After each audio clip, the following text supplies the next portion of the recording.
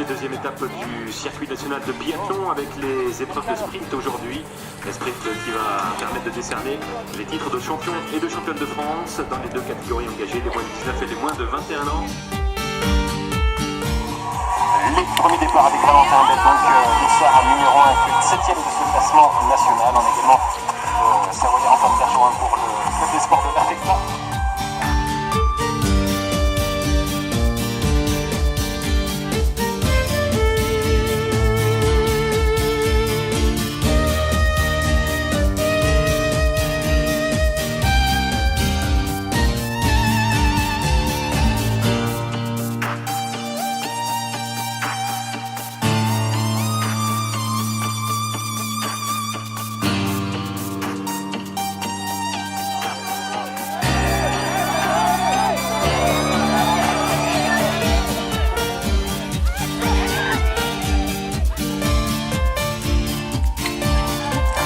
Il va se relever avec une pénalité de 150 mètres supplémentaires pour le Jurassien.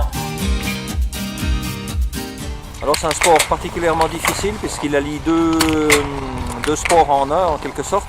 Donc on a du ski de fond qui demande un gros engagement physique et des efforts assez importants, surtout sur des neiges comme aujourd'hui qui sont froides et donc lentes, avec une piste là aujourd'hui qui est quand même relativement difficile. Et donc la deuxième partie de ce sport c'est le tir. Et tout le monde sait qu'en tir, il faut plutôt être calme, reposé et avoir une fréquence cardiaque assez basse. Donc c'est vrai qu'associer du ski de fond avec du tir, c'est un petit peu antagoniste et c'est ça qui rend difficile la pratique du biathlon. 5 boucles.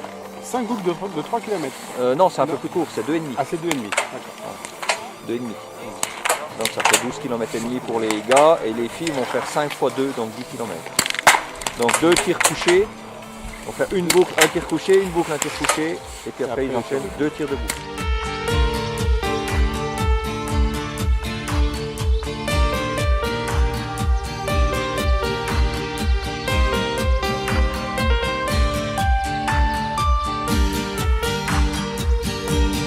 C'est un peu les deux, quoi. Pour être devant, il faut bien tirer et aller vite en ski. Alors après, il ne suffit pas de bien tirer, il faut quand même aller vite en ski. Donc, ça dépend un peu des conditions. Quand il y a beaucoup de vent et que tout le monde tire mal, c'est vrai que l'athlète qui est rapide en ski peut s'en sortir. Par contre, effectivement, il faut aligner les deux choses au même moment, quoi. Ils vont avoir 20 balles à tirer, donc 10 en couché et 10 en debout, comme je vous disais tout à l'heure. Donc 4 tirs de 5 balles, ça fait 20 balles. Et s'ils loupent une balle, ils doivent aller tourner sur l'anneau de pénalité qui est juste à côté de nous. Suivant les skieurs, ils mettent entre 25 et 30 secondes pour faire cet anneau. Donc c'est un tour par balle manquée. Un tour par balle manquée. Donc c'est vrai que c'est vite un handicap quand on commence à tourner en rond. De plus on perd du temps, donc on perd entre 25 et 30 secondes. Et on rajoute en plus autant de distance à la course, l'anneau de pénalité fait environ 150 mètres. Donc en fait les tirs ne sont pas comptabilisés en tant que tels, c'est simplement la pénalité résultante d'un mauvais tir qui pénalise le résultat global du chrono de l'athlète. Oui, alors il y a ça effectivement, là, vous avez tout à fait raison, mais il y a aussi la vitesse de tir de chaque athlète. Il y a des athlètes qui sont capables de tirer très vite et très bien, et il y en a qui sont capables de tirer très bien, mais qui prennent un petit peu plus de temps.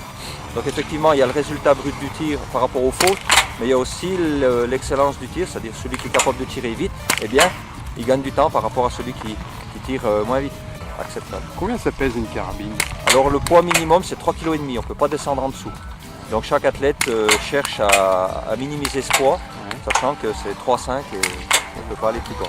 Et le calibre, vous disiez que c'est du 22 long rifle? C'est du 22 long rifle, donc c'est des armes à feu avec de la poudre et une petite ogive. Et éviter surtout de bouger au moment du départ du coup, c'est ça qui est le plus difficile.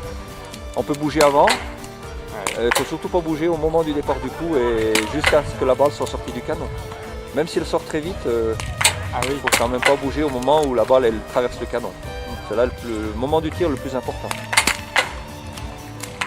Et c'est vrai qu'en biathlon, comme on est sur une contrainte de temps, les gens ils ont tendance à vouloir aller vite.